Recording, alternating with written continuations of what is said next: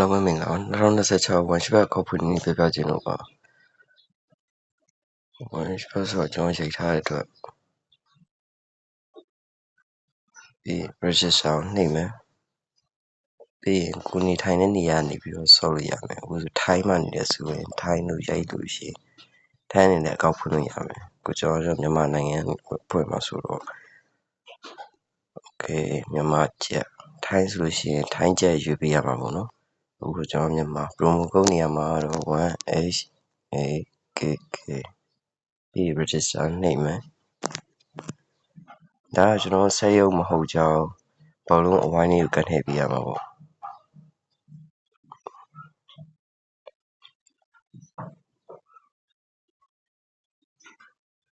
တို့ရပြီဆိုရင်ကျွန်တော်ဒီ ID နဲ့ဒီဟာကို copy ယူထားပါပြီးရှင်မေးတဲ့လွယ်တဲ့သူတွေကြောင့်စကွန်ရှော့ချိန်ထားပေါ့ okay ရပြီ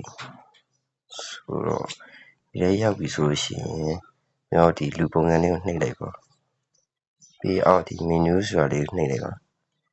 အောက်မှာ profile ကိုနှိပ်မယ်ဒီမှာကျွန်တော် ID ဖြည့်ပေးရမှာပေါ့နော်ကျွန်တော်ဒီအကောင့်ကတော့ရပြီဆော့လို့မရသေးဘူးကျွန်တော်ဒီ ID အကုန်ဖြည့်ပြီးတော့မှဆော့လို့ရမှာဖြစ်ပါတယ်ဒါကြောင့်ခုနကကျွန်တော် password ပြန်ချိန်ရင်ဒီကနေပြန်ချိန်လို့ရမယ်ခုနကကုတ်တွေရေးပြီးတော့ထားမယ် user name ဖြည့်မယ် user name ကတော့ကိုကျော်ပေါ့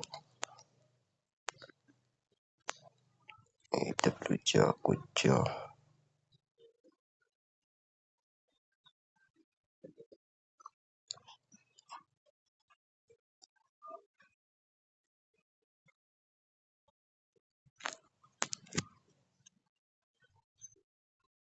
အဲ့ဆိုပြန်ထွက်မယ်ပြီးရင်ဒီမှာကျကျွန်တော်ဖုန်းနံပါတ်ထည့်ရမယ်ဟိုမြန်မာနိုင်ငံမှာနေမှာဆိုမြန်မာနိုင်ငံဖုန်းနံပါတ်ပေါ့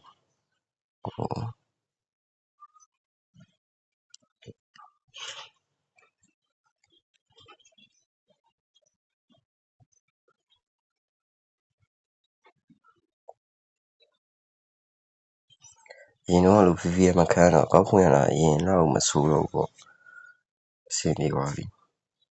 ဒီကိုကျွန်တော်ဖုန်းနံပါတ်ရိုက်ထည့်ကိုကုတ်ကကြာမှာဖြစ်ပါတယ်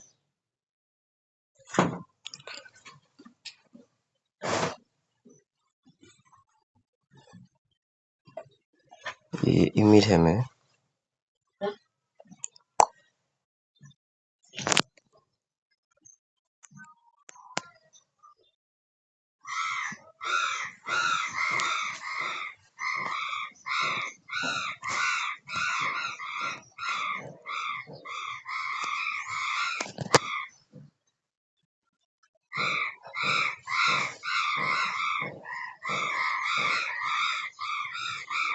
ဒီနေ့ထည့်ပါဆိုရင်ကျွန်တော်နာမည်ရဲ့နောက်ဆုံးနာမည်ဖြည့်ပေးရမှာဖြစ်ပါတယ်အခုဆိုကျွန်တော်ကြော်ပေါ့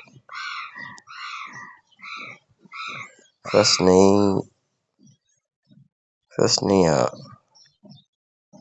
ကိုထည့်ရမယ်ဒါဆိုကျွန်တော်မှတ်ဖို့နေထဲမှာပိုင်းနေတယ်အပြည့်စုံထည့်ပေးရမှာဖြစ်ပါတယ်အခုရှင်းမောင်းနေထဲမှာဆိုရင်ကိုကျော်ဆိုလို့ရှိရင်ကိုရှင်းမှာထည့်မယ်ကျော်နောက်မှာထည့်မယ်မှတ်ဖို့နေရနာမည်အမှန်ပဲထည့်ပေးရမှာဒါကြောင့်ပတ်တိထည့်ပေးရမှာဖြစ်ပါတယ်1008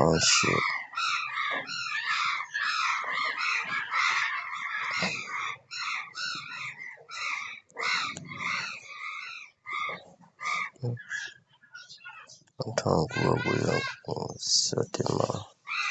30ဒါကြတော့ကျွန်တော်နေထိုင်တဲ့နေရာပေါ့မှတ်ဖို့နေလောက်ထားတဲ့နေရာကိုပြောတာဖြစ်ပါတယ်document type ဒီအားကျတော့ကျွန်တော်တို့ passport နဲ့လည်းရမယ်မှတ်ဖို့နေနဲ့လည်းရမယ် driver license နဲ့လည်းရမယ်အဲ့တော့ကျွန်တော်မှတ်ဖို့နေနဲ့ပဲလောက်ပါဖြစ်တယ်ဗျာ NRC ပါ okay ဒီနေရာမှာကျွန်တော်မှတ်ဖို့နေနံပါတ်ထည့်ပေးရမှာဖြစ်ပါတယ်အခုကျွန်တော်မှတ်ဖို့နေနံပါတ်ထည့်မယ်ထည့်ပြီးပြီဆိုရင်ဒီကကျွန်တော်မှတ်ဖို့နေထုတ်ခဲ့တဲ့ရက်ပါမှတ်ဖို့နေမှာပါတဲ့ရက်ကိုဒီထဲမှာဖြည့်ပေးရမှာဖြစ်ပါတယ်ပြီးလို့ရှိရင်ဒီမှာမြန်မာရန်ကုန်ပဲဖြည့်လို့ရပါတယ် region မှာဒီမှာလည်းရန်ကုန်ပါပဲ ပြန်ကုန်ဖြည့်ပြီးပြီဆိုရယ် CD ဒီမှာလည်းရှယ်ကုန်မယ်ဟိုဒါ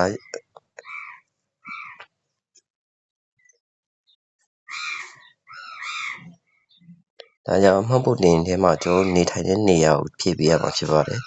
โอเคဒါကြတော့ကျွန်တော်ကရှောက်ချပြတဲ့အတွက်ရပါပြီရပြီဆိုလို့ရှိရင်ကျွန်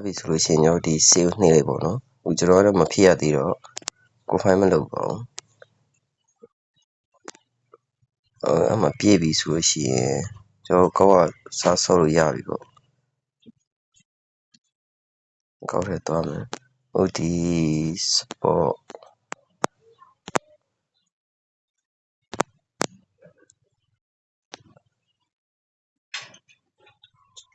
ကျွန်တော်ပေါ်ပွဲလောင်းလို့ရမယ်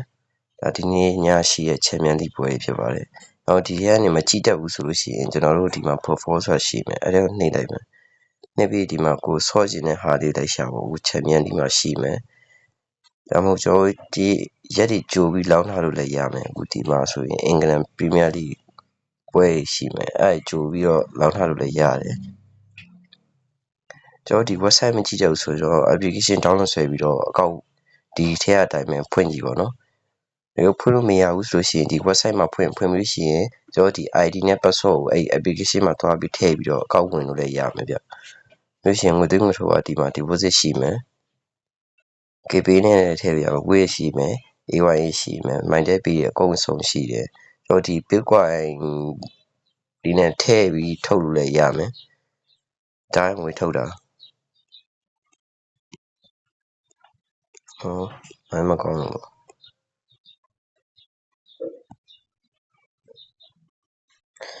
ပြီးတော့ကိုယ်တိုင်ငွေသွင်းငွေထုတ်မလုပ်ချင်ဘူးဆိုလို့ရှိရင်လည်းကျွန်တော်ဒီမှာ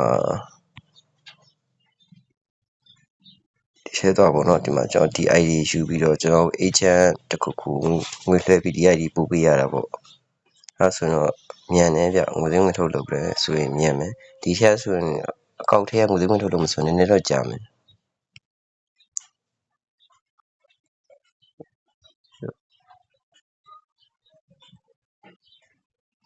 ဒါကြောင့်ကျွန်တော် slot ဆော့မယ်တူပြီပေါ့နော်